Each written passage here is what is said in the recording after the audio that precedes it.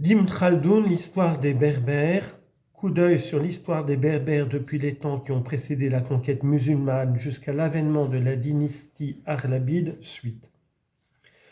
Une partie des Berbères professait le judaïsme, religion qu'ils avaient reçue de leurs puissants voisins les Israélites de la Syrie. Parmi les Berbères juifs, on distinguait les Djerawa, tribu qui habitait l'Aouras et à laquelle appartenait la Kahina, femme qui fut tuée par les Arabes à l'époque des premières invasions. Les autres tribus juives étaient les Nefoussa, berbères de l'Ifriqiya, les Fendalawa, les Mediouna, les Behloula, les Riyata et les Fazaz, berbères du Maghreb el-Aqsa.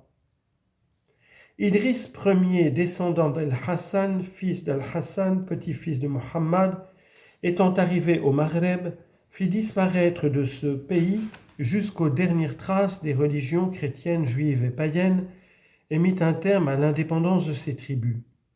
Aussi nous disons qu'avant l'introduction de l'islam, les Berbères de l'Ifriqiya et du Maghreb vivaient sous la domination des Francs et professaient le christianisme, religion suivie également par les Francs et les Grecs.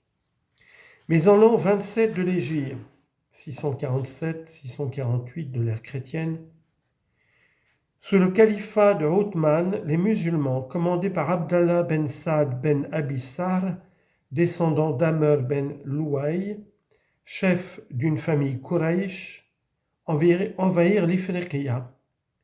Jurayjir, Grégoire, était alors roi des Francs établi en ce pays. Son autorité s'étendait depuis Tripoli jusqu'à Tanger, et la ville de Sbaïtla formait la capitale de son empire.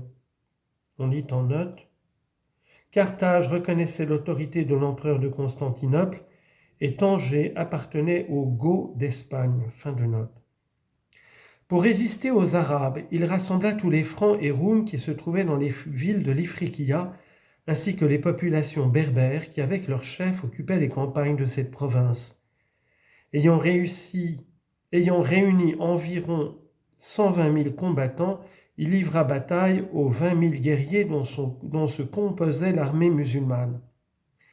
Cette rencontre amena la déroute des chrétiens, la mort de leur chef et la destruction de Sbaïtla. Dieu livra aux vrais croyants les dépouilles des vaincus ainsi que leurs filles. Et Abdallah ben Az-Zubir reçut de ses troupes comme cadeau la fille de ce même Jurayjir auquel il avait ôté la vie.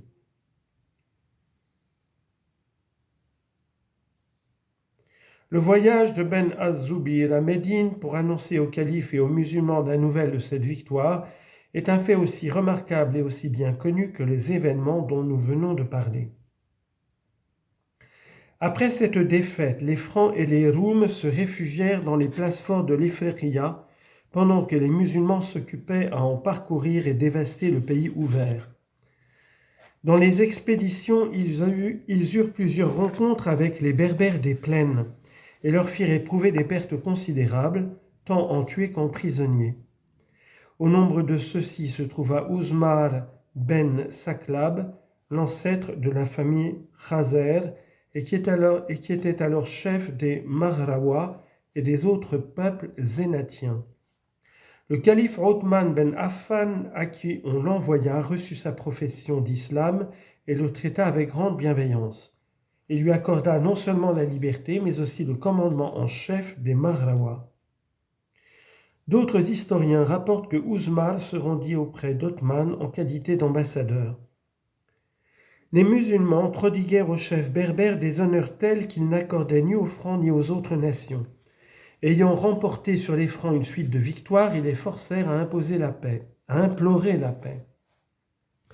Ibn Abissar consentit à évacuer le pays avec ses Arabes, moyennant un don de 300 quintars d'or. Ayant reçu cette somme, il ramena les musulmans en Orient. La guerre civile qui éclata ensuite au sein de l'islam empêcha les vrais croyants de s'occuper de l'Ifriqiya.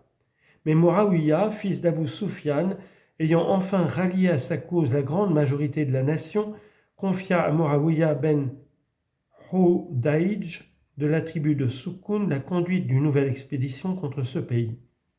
Ce fut en l'an 45 que ce général quitta l'Égypte pour aller à la conquête de l'Ifriqiya.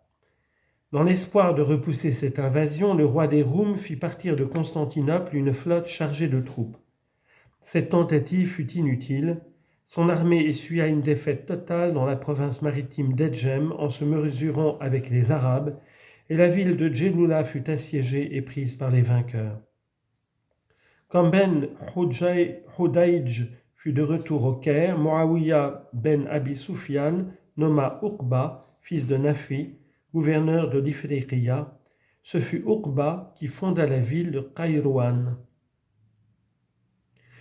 Les Francs, dont la discorde avait affaibli la puissance, se réfugièrent alors dans leur place forte, et les Berbères continuèrent à occuper les campagnes jusqu'à l'arrivée d'Abul Mulhadjer, affranchi, auquel le nouveau calife Yazid, fils de Muawiyah, venait d'accorder le gouvernement de l'Ifriqiya.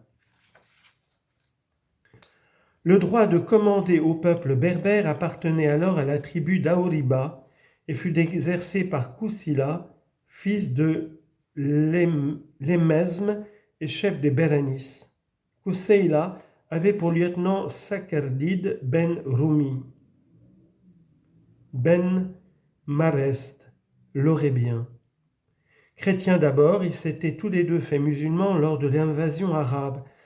Mais ensuite, sous l'administration d'Abul Mulhadjer, ils renoncèrent à leur nouvelle religion et rallièrent tous les Bérénis sous leur drapeau.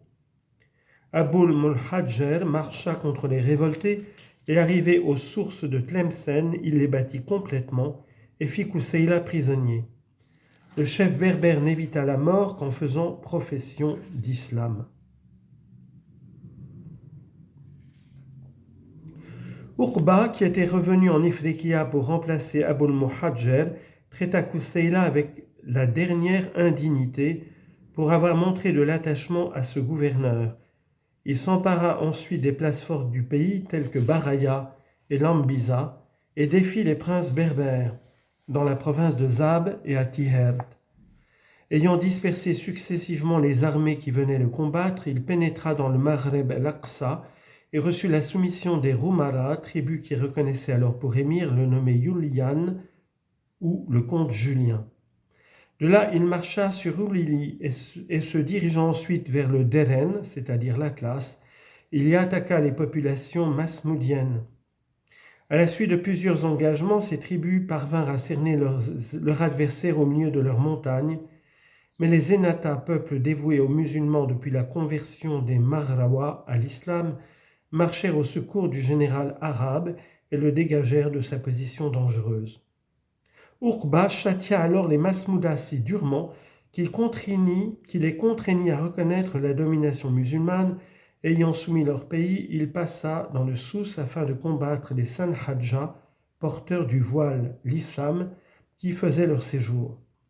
Ce peuple était païen et n'avait jamais adopté la religion chrétienne. Uqba leur infligea un châtiment sévère et s'étant avancé jusqu'à Taroudant, il mit en déroute tous les rassemblements berbères. Au-delà de Souss, il attaqua les Messoufas et leur ayant fait une quantité de prisonniers, il s'en retourna sur ses pas. Pendant toutes ces expéditions, il avait amené Kousseila avec lui et le retenait aux arrêts. Sorti du Souss pour rentrer en Ifriqiya, il laissa partir pour Kairouan une grande partie de son armée et ne garda auprès de lui qu'un faible détachement. La tribu de Kousseila, avec laquelle ce chef entretenait une correspondance suivie, fit épier toutes les démarches d'Uqba en profitant d'une occasion favorable. Elle le tua et tous les siens.